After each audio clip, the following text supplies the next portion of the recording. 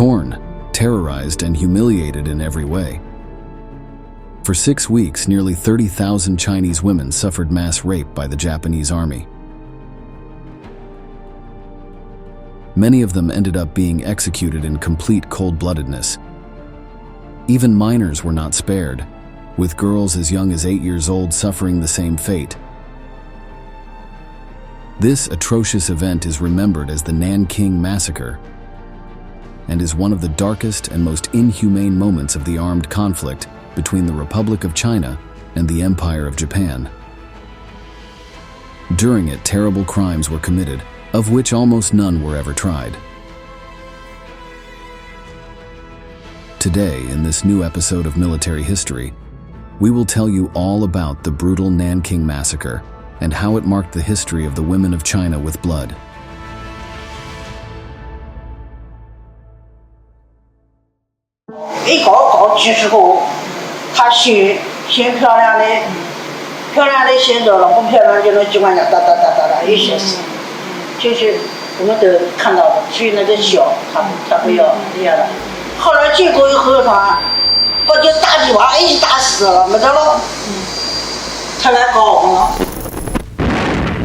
The actions that culminated in this atrocious event began on July 7, 1937.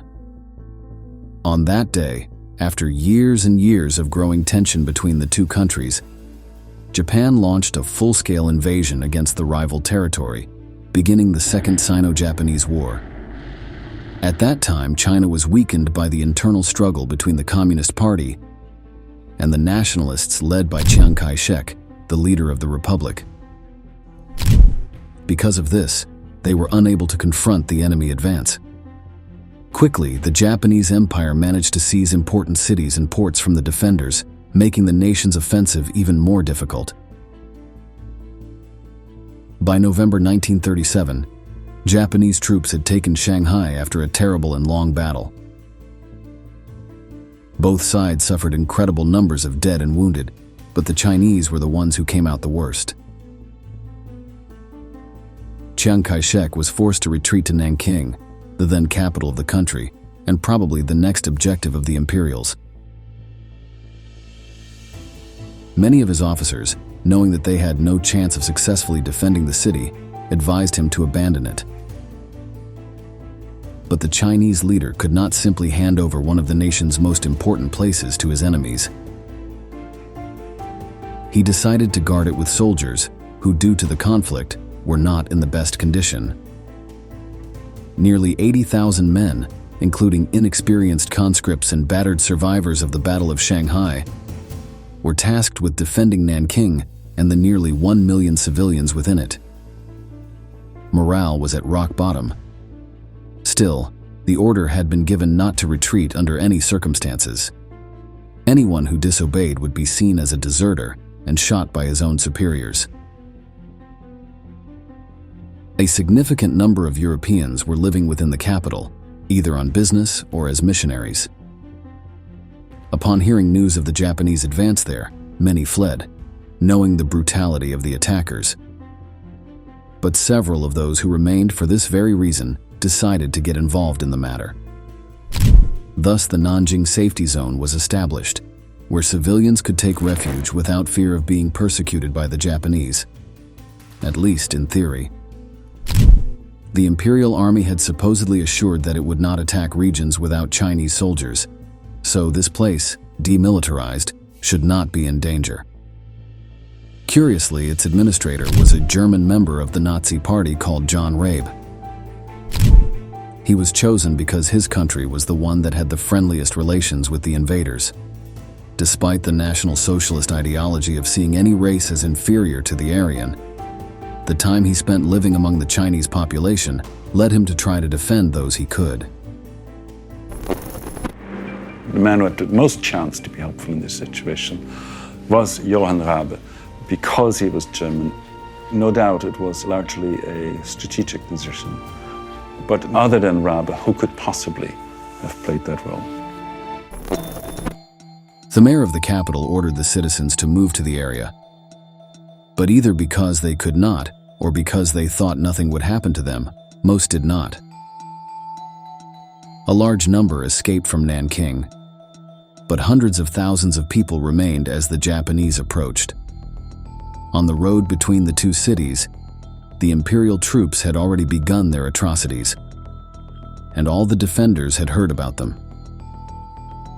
On the nearly 300 kilometers that separated Shanghai from Nanking, Japanese soldiers showed a preview of what the occupation of the capital would be like. The road was transformed into a zone of death and destruction. The invading Air Force frequently machine-gunned the terrified Chinese villagers and refugees for no reason, just for fun. Many villages were burned down along with their inhabitants, and anyone able to escape was shot or bayoneted. Women were often raped, even those who were pregnant. It is said that they even cut open their bellies and removed their fetuses, while the victims bled helplessly on the ground. On December 9th, the demoralized defenders could see the endless rows of Japanese soldiers outside the walls of Nanking. The attackers offered terms of surrender, but the Chinese leaders, although outnumbered and outmanned, could not accept. The next day, under the orders of General Iwane Matsui, the Japanese attack began. It did not take long for the invading divisions to penetrate the poor local defenses and outmatch them in combat. The ill-equipped and ill-trained Chinese forces could do little against the advancing enemy. Some panicked soldiers tried to flee, only to be shot by their own officers. Within 3 days, most of Nanking was in Japanese hands. Realizing the hopelessness of the situation, Chiang Kai-shek allowed his forces to withdraw, but surrounded by the enemy, only a few managed to escape. Most of the 80,000 defenders died in those 3 days. Others abandoned their military uniforms and blended in with the civilian population, thinking that this would keep them safe.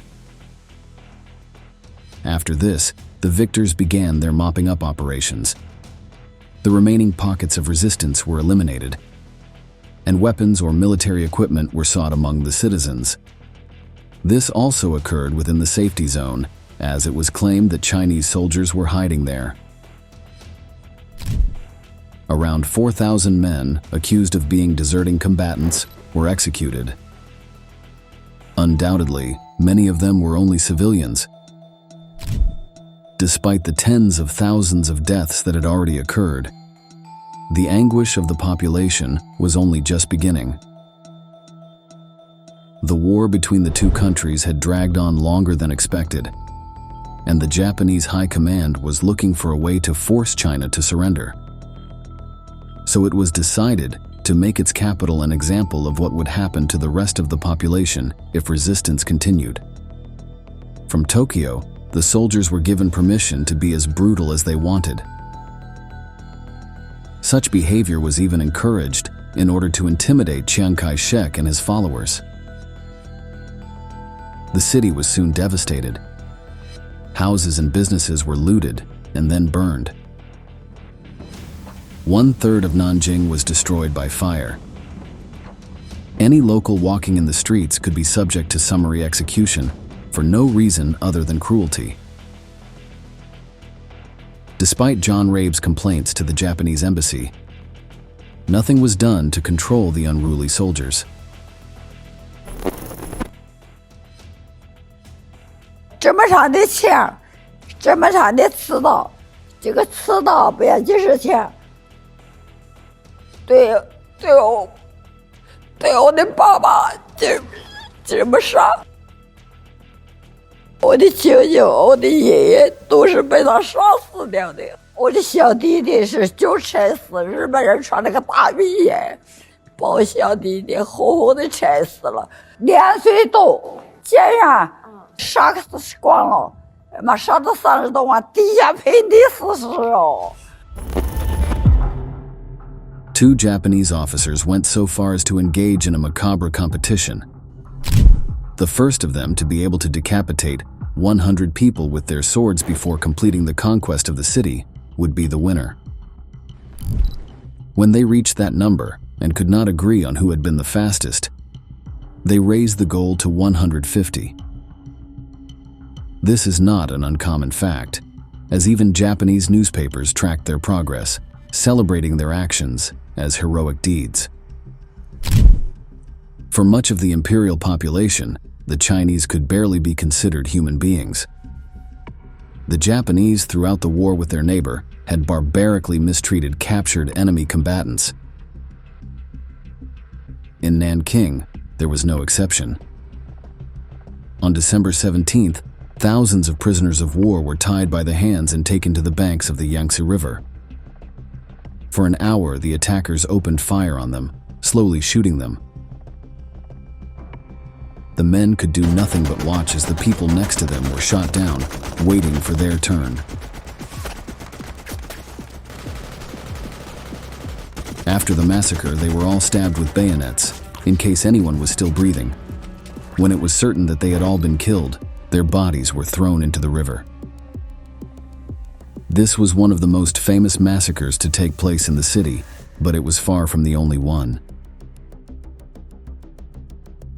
However, there were numerous occasions where similar acts took place. The Chinese population was arrested, accused of being undercover soldiers or saboteurs.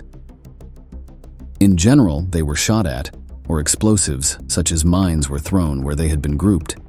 But kerosene was also used, burning them alive. As mentioned before, any survivors were finished off. The bodies were buried in mass graves dug by the victims themselves, or they were set on fire. When General Matsui heard of the level of atrocities his soldiers were reaching, he himself was shocked. Still, he did not order his men to stop. He reportedly told one of his aides, "I personally feel very sorry for the tragedies on the people, but the army must continue unless China repents." But beyond the tens of thousands of murders, a huge number of women were raped by Japanese soldiers in the weeks following the capture of Nanking. Whether they were adults, elderly women, or children, all were at risk. The invaders would break into homes and abduct the victims, or abuse them right there in front of their families. In many cases, they were killed after the act, often by mutilation with bayonets. Under official Imperial Army regulations, rape was forbidden. For soldiers, this simply meant that they were not to leave witnesses. 我妈妈就睡在桌子外的地上一起把的，我的小妹妹就死在院子里，我舅舅呢有衣裳都没有，就不晓得给他盖，不知道就这样的。后来我们出来摇这个也不扶，摇那个也不扶，没得一个扶人了。 Rape was an integral part of Japan's military culture. Many soldiers even believed in the superstition that sexually abusing women, especially virgins, would make them more powerful in battle. Because of this, many of them would go after underage girls, unfazed by the vileness of their actions. It is estimated that in the darkest moments of the conquest of the city, around 1,000 women were raped every day. Even those in the safety zone were not completely safe. While the area's administrators were sometimes able to convince soldiers who entered there to leave without getting what they were looking for, there are known cases where they were unable to prevent the crimes. The Japanese unleashed the most inhuman facets of their personality against these people. There are witnesses who speak of soldiers forcing Chinese at gunpoint to sexually abuse other inhabitants, including members of their own family. In this respect, the monks of Nanking were frequent victims of the attackers, who amused themselves by making them break their pact of chastity. It is believed that, in the 6 weeks that the capital was taken, between 20,000 and 30,000 women were raped by the invaders. As mentioned above, most of them were also killed, often together with their entire families, so that no one could speak of what had happened.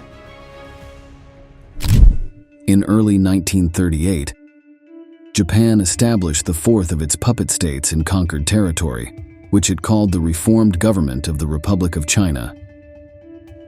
Nanking was placed under its administration. Under the pretext that the imperial troops had been able to restore order, they forced all citizens, even in the safety zone, to return to their homes. To control the masses now in their care, a huge quantity of drugs was distributed among them. These included drugs such as opium and heroin, and it is believed that up to 50,000 people became addicted to them. While some murders and abuses still occurred, they were far less numerous than in the weeks before. Now, under Japanese control, the city slowly began to function again. But nothing would be the same for the survivors. Much of Nanking had been destroyed by fire and artillery. Unburied bodies still littered the streets and had to be buried by locals to prevent the spread of disease.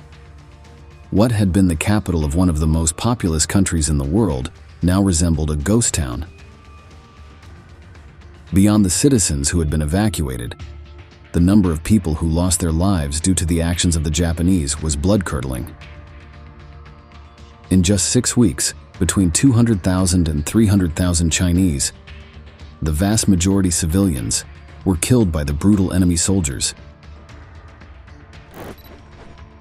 It must be said that thanks to the actions of the administrators of the safe zone, almost the same number of people were saved from this fatal fate. John Rabe and his associates bravely defended the refugees, sometimes going so far as to physically place themselves between the soldiers and the civilians. Another of these foreigners was Minnie Vautrin, an American Christian missionary who served as the director of a university within the zone. During the Nanking Massacre, Vautrin allowed more than 10,000 women to hide on the grounds of the establishment, saving them from abuse by the Japanese. 这里就是原来的金陵女子大学的大门，原来是篱笆墙，日本士兵啊经常通过这里翻墙头进去。遇到这种事情的时候呢，华小姐就站在门口，阻拦日本兵，并且给他们说理，驱赶他们。 As brutal as the numbers may seem, the conflict between the Chinese and Japanese had only just begun.